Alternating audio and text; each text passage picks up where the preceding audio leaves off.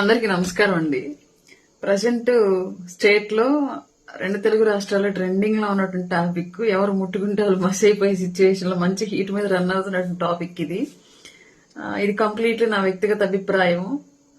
రాజకీయాలకు కానివ్వండి, పార్టీకి కానివ్వండి ఎలాంటి సంబంధం లేదు. క్లియర్లీ ఇది నా వ్యక్తిగత అభిప్రాయం. దీన్ని షేర్ చేసుకోవాలనిపించింది, ఎందుకంటే నేను ప్రతి దాంట్లో పాజిటివ్ వెతుకుతాను. ఈ అంశంలో కూడా నాకు ఒక పాజిటివ్ అంశం కనిపించింది. దీన్ని కొంచెం మీ దృష్టిలో కూడా తీసుకొస్తే ఏదైనా ముందుకు జరిగేటువంటి అవకాశం ఉంది అన్న ఉద్దేశంతో ఈ వేషధారణ అనే కాన్సెప్ట్ మీద, బట్టల మీద జరుగుతున్న విషయము దాని మీద మాట్లాడాలనుకుంటున్నాను.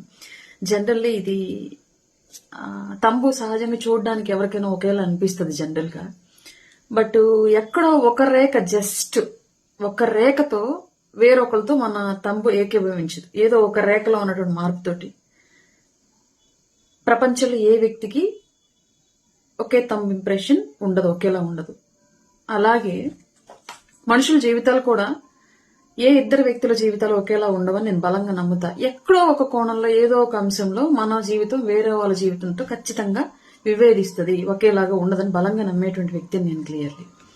అలాగే ఈరోజు వేషధారణ విషయానికి వస్తే, ఎవరి అవసరాలు, పరిస్థితులు, ఉపాధి మార్గాలు, పోటీతత్వం, ఇలాంటి ఎన్నో అంశాలు వారి వేషధారణని డిసైడ్ చేస్తాయని కూడా నేను నమ్ముతాను క్లియర్లీ. ఎందుకంటే నేను మార్కెటింగ్ లో మేనేజర్ గా, సేల్స్ కన్సల్టెంట్ గా ఉన్నప్పుడు జీన్స్ టీషర్ట్లు వేసేదాన్ని. అది అప్పుడు మాకు వృత్తి యూనిఫామ్, అది మాకు తప్పదు. తర్వాత మేనేజర్ గా వచ్చాక జీన్స్ టీషర్ట్లు ఎప్పుడో కంపెనీ వాళ్ళ విజిట్ ఉన్నప్పుడు తప్ప మిగతా టైంలో వేసుకోవాల్సిన అవసరం ఉండేది కాదు, వేసుకునేదాన్ని కాదు. ఇప్పుడు రాజకీయాల్లోకి వచ్చిన తర్వాత, అంటే ఆ టైంలో చుడిదార్స్ ఎక్కువ వాడేదాన్ని. రాజకీయాల్లోకి వచ్చిన తర్వాత పూర్తిగా శారీస్. అంటే ఇక్కడ నా ఫీల్డ్, నేను ఎంచుకున్నటువంటి ప్రొఫెషన్ నా డ్రెస్సింగ్ ని డిసైడ్ చేసింది కొన్ని సందర్భాలను బట్టి. అట్లాగే మిగతా రంగాల్లో కూడా వారి యొక్క అవసరాలు, అవకాశాలు, వాళ్ళ యొక్క ఆహార్యాన్ని డిసైడ్ చేస్తాను బలంగా నమ్మేటువంటి వ్యక్తిని నేను. అలాగే ఇక్కడ నేను ఎవరి ఒపీనియన్ ని తప్పు పట్టట్లా. ఎవరి పర్సెప్షన్ లో వాళ్ళు 100% కరెక్ట్.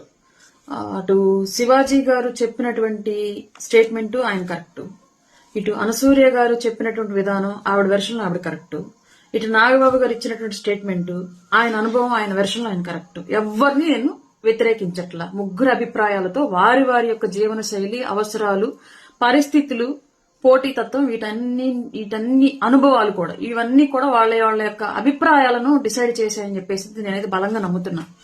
శివాజీ గారు చెప్పినటువంటి స్టేట్మెంట్ లో బట్టలు మంచిగా వేసుకోండమ్మా అనేది సహజంగానే ఒక తండ్రిలాగా, ఒక తోబుట్టులాగా తన బిడ్డగానే మిగతా వాళ్ళని భావించి చెప్పాడు. దానిలో నేను తప్పు పట్టట్లేదు. ఎలా అయితే ఒక మగపిల్లడికి అరే మందు తాగ్గాకరా, సిగరెట్ తాగ్గాకరా, చెడిపోతావరా అని చెప్తారు, అలాగే ఒక ఆడపిల్లకి బట్టలు జాగ్రత్తగా వేసుకోండి అమ్మా, మీ మంచిగా చెప్తున్నాను, ఎలాంటి నేరాలు జరగకుండా ఉంటాయని చెప్పేసి చెప్పినటువంటి విధానం, ఆయన ఒక తండ్రిగా, ఒక తోబుట్టుగా ఆయన వెర్షన్ ఆయన కరెక్టే. కానీ నిజంగానే వాళ్ళ సమాజంలో దాడులు, బట్టలు సవ్యంగా వేసుకోని వాళ్ళ మీద మాత్రమే జరుగుతున్నాయా రేపులు, హత్యలు, ఇవన్నీ అంటే దానికి ప్రభుత్వంలో భాగస్వామిగా ఉన్న నా దగ్గర ఆన్సర్ లేదు. అలాగే శివాజీ గారు కూడా టీడీపీ సపోర్టర్, ఆయన మనందరికీ తెలుసు. ఆయన కూడా ప్రభుత్వంలో భాగస్వామిగానే ఉన్నాడు, నాలాగే ఉన్నాడని ఆయన కూడా అనుకోవచ్చు. మరి ఆయన దగ్గర కూడా సమాధానం ఉండదు నాకు తెలిసి వాళ్ళు అడిగితే. ఎందుకంటే పెళ్లికొచ్చినటువంటి తల్లితో పాటు పెళ్లికొచ్చినట్టు 3 సంవత్సరాల పసిపాపని రేప్ చేసి చంపాడు ఒక దుర్మార్గుడు. ఏం అశ్లీలత కనిపించిందని ఆ పాపని చంపుంటాడు. ఇంట్లో ఎక్కడో 60 సంవత్సరాల ముసలావిడ ఇంట్లో పడుకొని నిద్రపోతూ ఉంటే ఒంటరిగా ఆవిడ్ని రేప్ చేశారు. ఆవిడ దగ్గర ఏం అశ్లీలత ఉండిందని. అలానే జరిగినటువంటి మోస్ట్ ఆఫ్ ది రేపులు, మర్డర్లు, ఇవన్నింటికి ఈవెన్ లేటెస్ట్ గా తాడేపల్లి ఇష్యూలో ఒక ప్రాస్టిట్యూట్, ఆవిడ ప్రాస్టిట్యూట్ వృత్తిగా ఎంచుకున్నటువంటి ఆవిడ కూడా శారీలో ఉంది. జీన్స్ టీషర్ట్ లో ఉన్నటువంటి ప్రాస్టిట్యూషన్ చేసే వాళ్ళ మీద ఏమీ జరగలేదు. ఆ హత్య శారీలోనే ఉందనుకుంటాం మనం. డెడ్ బాడీని కూడా చూసాము. శారీలోనే ఉన్నటువంటి ఆవిడని కూడా చంపారు. అంటే ఇక్కడ చూసే దృష్టి, ఆలోచన తీరు ప్రధానమైనటువంటి పాత్ర పోషిస్తున్న జరిగేటువంటి నేరాల మీద, కానీ బట్టలు కాదు అన్నది ఒక సైడ్ నుంచి మనకు అర్థమవుతున్న అంశం. అలాగనే ఆయన చెప్పింది నేను రాంగ్ అని అన్నాం. ఎందుకంటే మంచి చెప్పారు, దాన్ని తీసుకోవాలి, మనం మంచినే తీసుకోవాలి, అందులో చెడుని ఆలోచించాల్సిన అవసరం లేదు. అలాగే నేరాలు ఏమన్నా డ్రెస్సింగ్ వల్ల జరుగుతాయంటే ఇది 100% క్వైట్ ఆపోజిట్ స్టేట్మెంట్. బట్టల వేషధారణకి జరుగుతున్నటువంటి నేరాలకి సంబంధమే లేదు. ఇప్పటివరకు జరిగినటువంటి కేసులు అన్నింటిలో కూడా తెలుగు రాష్ట్రాల నుంచే తీసుకున్నాం. మిగతా స్టేట్స్ మనకు సంబంధం లేదు. తెలుగు రాష్ట్రాల నుంచి తీసుకున్నటువంటి అన్ని మర్డర్ కేసులు, అన్ని రేప్ కేసులు కూడా క్లియర్లీ ఒంటి నిండా బట్టలతో ఉన్నటువంటి వాళ్ళ మీద జరిగాయి. ఎక్కడ కూడా బికినీలో లేదంటే షార్ట్స్ మోకాళ్ళకి పైకి వేసుకున్న వాళ్ళ మీద జరగల. ఇది క్లియర్. రెండవది, అనసూయ గారి స్టేట్మెంట్ ను కూడా నేను వ్యతిరేకించట్లేదు. ఎందుకంటే ఆవిడ ఉన్నటువంటి ఫీల్డ్ లో, ఆవిడకి ఎదురయ్యేటువంటి పోటీ తత్వంలో, ఆవిడకి రావాల్సిన అవకాశాల్లో ఆవిడ యొక్క వేషధారణ కొంత ప్రాధాన్యతను సంతరించుకునేది. డెఫినెట్లీ ఆవిడకి అవకాశాలు ఆవిడ ఎలా ఉంటే వస్తాయో ఆ ఫీల్డ్ లో ఉన్నటువంటి ఆవిడకి తెలుసు. అవసరం ఆవిడది, నిజంగానే దేహం ఆవిడది. ఆవిడ దేహాన్ని ఆవిడ ఎలాగ యూటిలైజ్ చేసుకోవాలి, ఆమె జీవనోపాధి కోసం, ఆమె లైఫ్ స్టైల్లో ఆమె బ్రతకడం కోసం, ఎదగడం కోసం, ఫ్యామిలీని ముందుకు తీసుకెళ్లడం కోసం అనేది ఎవరిష్టం వాళ్ళది. దాంట్లో మనం ఎవరం కూడా ఇంకొకరు, నేను ఇందాక అదే చెప్పాను, ఒక తంబు ఇంకొకరితో ఏకీభవించదు, అలాగే జీవన శైలి కూడా ఒకళ్ళ జీవితం ఇంకొకరి జీవితంతో ఏకీభవించదు. ఎవరి వాళ్ళకి సపరేట్ గా ఉంటాయి. అలాగే అనసూయ స్టేట్మెంట్ నేను ఓకే సపోర్ట్ చేస్తా. బట్ ఎట్ ఏ టైం ఆవిడ చెప్పిన దాంట్లో ఇంకొకటి కూడా, ఒక తల్లిగా నాకు ఇంకొక నెగటివ్ ఒపీనియన్ కూడా ఉంది. ఏంటి అంటే మరీ అంత స్థాయిలో అశ్లీలంగా అన్ని చోట్ల చూసేటువంటి పరిస్థితి ఉంది. ఇప్పుడు నేను నా కొడుకుని, టీనేజ్ లో ఉన్న నా కొడుకుని తీసుకుని వెళ్ళి ఒక అశ్లీలమైనటువంటి లేదంటే పొట్టి బట్టలు వేసుకొని ఎక్కువ స్కిన్ షో చేస్తున్నటువంటి ఆర్టిస్ట్ ని నేను చూడలేను నా కొడుకుతో, టీనేజ్ లో ఉన్న కొడుకుతో. అలాగే నా హస్బెండ్ కూడా నా టీనేజ్ లో ఉన్నటువంటి కూతురుతో పాటు వెళ్ళి చూడలేడు. అట్లాంటి కొన్ని ఇబ్బందికరమైన సందర్భాలు ప్రతి పేరెంట్ కి ఎదురవుతూ ఉంటాయి ఈ బట్టలు అనేటువంటి కాన్సెప్ట్ లో. అలాగే నేను మా వారు కూర్చొని చూడగలం ఆ విషయాన్ని. కొన్ని బంధాలతో కలిసి కొన్ని సందర్భాల్లో కొన్ని వేషధారణలు చూడలేం, ఇది క్లియర్. అలాగని మేము చూడలేకపోతున్నామంటే మా వ్యక్తిగతం, నచ్చకపోతే స్కిప్ చేసి పక్కకి వెళ్ళిపోవాలి, కానీ వాళ్ళని మీరు ఇలాగే వేసుకోండి జడ్జి చేసేటువంటి రైట్ మనకెవరికి లేదు, ఇది క్లియర్. అలాగే నాగబాబు గారి స్టేట్మెంట్ లో వచ్చేటప్పటికి మోరల్ పోలీసింగ్ అనేది కంప్లీట్లీ ఇది ఆయన 100% ఆయన సినిమా ఇండస్ట్రీకి చెందినటువంటి వ్యక్తి. పొట్టి బట్టలు వేసుకునే వాళ్ళని తప్పు అనేలాగా ప్రొజెక్ట్ చేసినట్టు ఒక అంశాన్ని ఖండించాల్సినటువంటి బాధ్యత ఆయన మీద. అంటే పొట్టి బట్టలు వేసుకునే వాళ్ళందరూ చెడ్డోళ్ళు ఎవరు కదా. అలాగే పొట్టి బట్టలు వేసుకునే వాళ్ళ మీద నేరాలు జరగట్లేదు కదా. వివిధ రకాలైనటువంటి పరిస్థితుల్లో వివిధ వేషధారణలో ఉన్నటువంటి ఈవెన్ బుర్కాల్లో ఉన్నటువంటి మహిళల మీద కూడా జరిగాయి. సో బట్టలు వేషధారణ అనేది డిసైడ్ చేసేటువంటి రైట్ మన దగ్గర లేదు అన్నది నా అభిప్రాయం. రాజ్యాంగం కల్పించినటువంటి విధానాల్లో ఆయన కొన్ని ఉన్నటువంటి హక్కులు, సమాజంలో వస్తున్నటువంటి మార్పులు, దానికి సంబంధించి ఒకళ్ళు ఇలా ఉండాలి ఇంకొకరు డిసైడ్ చేస్తున్నటువంటి విధానం, వీటి మీద ఆయన మాట్లాడినటువంటి విధానం కూడా 100% కరెక్టే. ఒక ఇండస్ట్రీకి సంబంధించినటువంటి వ్యక్తిగా, సొసైటీతో ఎంతో అనుభవం ఉన్నటువంటి వ్యక్తిగా ఆయన మాట్లాడినట్టు మాట 100% కరెక్ట్. నేను ముగ్గురులో ఎవరి స్టేట్మెంట్లతోనూ కూడా విభేదించట్లేదు. ముగ్గురు వారి వారి పర్సెప్షన్ లో 100% కరెక్టే. 3 భావజాలాలు సమాజంలో ఉన్నాయి, నేను ఎవరిని వ్యతిరేకించట్లా. ఇప్పుడు ఫర్దర్ గా నేను ఏ విషయాన్ని మాట్లాడాలనుకుంటున్నానంటే క్లియర్లీ నా స్టేట్మెంట్, నేను క్లియర్లీ ఏ విషయాన్ని ఇప్పుడు పాజిటివ్ వేలో నేను తీసుకెళ్లాలనుకుంటున్నానంటే, ఇవాళ పెద్ద ఎత్తున ఈ వేషధారణ అనే కాన్సెప్ట్ మీద డిస్కషన్లు నడుస్తున్నాయి. చాలా మంది ఫెమినిస్టులు, చాలా మంది అంటే కొందరు అనసూయ గారిని తిట్టేవాళ్ళు ఉన్నారు, కొందరు శివాజీ గారిని తిట్టేవాళ్ళు ఉన్నారు, కొందరు నాగబాబు గారిని తిట్టేవాళ్ళు ఉన్నారు. వీళ్ళందరి భాగస్వామ్యంతో నేనేం చెప్పాలనుకుంటున్నాను అంటే, తెలుగు ఇండస్ట్రీలో ఈరోజు ఎక్కడో పరాయి రాష్ట్రాల నుంచి పరాయి భాష నటీమణులు వచ్చి రాజ్యం వెళ్తున్నారు, కానీ తెలంగాణ, ఆంధ్రప్రదేశ్ నుంచి నటీమణులుగా ఎదగాలనుకుంటున్నటువంటి ఎంతో మంది తెలుగు ఆర్టిస్టులకి అవకాశాలు లేవు. హీరోయిన్లకు ఎదగాలనుకుంటున్న చాలా మంది అవకాశాలు లేవు. ఎవరో ఎందుకు మీ చిన్న ఎగ్జాంపుల్ చెప్తాను. అనన్య నాగళ్ళ, మన తెలుగు అమ్మాయి. ఆ అమ్మాయి ఇండస్ట్రీలోకి వచ్చినప్పుడు పాపం ఒంటి నిండా బట్టలతోనే వచ్చింది క్లియర్లీ. బట్ అవకాశాలు ఆమె ఎంచుకున్నటువంటి ఫీల్డ్, ఆ ఫీల్డ్ లో పోటీ తత్వంలో తను నిలబడాలి అంటే ఖచ్చితంగా తను కూడా స్కిన్ షో చేయాలనో, ఎక్స్పోజింగ్ చేయాలనో, ఆమె కూడా ఈ మధ్య పాపం పొట్టి బట్టల్లో కనిపిస్తున్న సిచ్యువేషన్స్ మనం చూస్తున్నాం. అంటే అక్కడ ఏంటి, ఇవాళ నీతులు మాట్లాడడానికి వచ్చే వాళ్ళందరూ కూడా ఒంటి నిండా బట్టలు ఉన్నటువంటి వాళ్ళని ఎంకరేజ్ చేయట్లేదు. చెప్పడానికే నీతులు, చూడడానికి బూతులే కావాలన్నటువంటి సంస్కృతిని తీసుకొచ్చుకుంటున్నారు. అల్టిమేట్ గా వాళ్ళ ఫీల్డ్ లో వాళ్ళు వెనకబడిపోతున్నారు, అవకాశాలు రావట్లేదు. ముంబై నుంచో, బెంగళూరు నుంచో, వేరే వేరే రాష్ట్రాల నుంచో వచ్చేటువంటి అన్య భాషా కథానాయకులు ఇవాళ కోట్ల రూపాయల్లో రెమ్యునరేషన్ తీసుకుని తెలుగు సినిమాల్లో రాజ్యం వెళుతున్నారు అంటే దానికి కారణం మనం ఫుల్ గా నిండుగా బట్టలు ఉన్నటువంటి మన తెలుగు రాష్ట్రాల్లో ఉన్నటువంటి నటీమణులను మనం చూడడానికి ఇష్టపడట్లేదు, మనమే ఎంకరేజ్ చేయట్లేదు. టాలెంట్ ఉన్న వాళ్ళని టాలెంట్ చూసి మనం గుర్తించట్లేదు.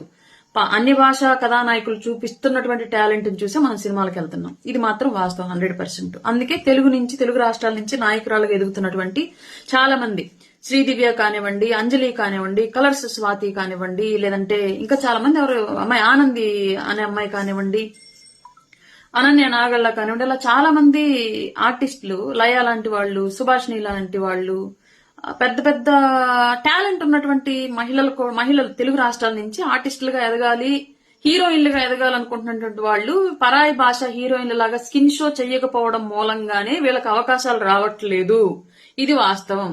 కాబట్టి ఈ విషయాన్ని ఎలాగో వచ్చింది కాబట్టి ఆంధ్రప్రదేశ్ స్టేట్ లో, తెలంగాణలో కూడా ఈ టాపిక్ వచ్చింది కాబట్టి మీరు ఇప్పుడు ఒక ప్రతిజ్ఞ చేసి క్లియర్ గా ఎవరైతే ఈ స్కిన్ షోని వ్యతిరేకిస్తూ మాట్లాడుతూ రకరకాల స్టేట్మెంట్లు పాస్ చేస్తూ ఉన్నారో, తెలుగు సాంప్రదాయాన్ని, తెలుగు గౌరవాన్ని, చీరలో ఉన్నటువంటి గొప్పతనాన్ని, మన తెలుగు సాంప్రదాయం కట్టుబొట్టులో ఉన్నటువంటి మంచితనాన్ని, మన ఈషారబ్బా కూడా అమ్మాయి పాపం ఇండస్ట్రీలోకి వచ్చినప్పుడు చాలా చక్కగా ఉండేది. ఈషారబ్బా అమ్మాయి కట్టుబొట్టు కానివ్వండి, అంత అపీరెన్స్ కూడా మంచిగా ఉంటారు. వీళ్ళంతా చాలా చక్కగా లక్షణంగా ఉంటారు.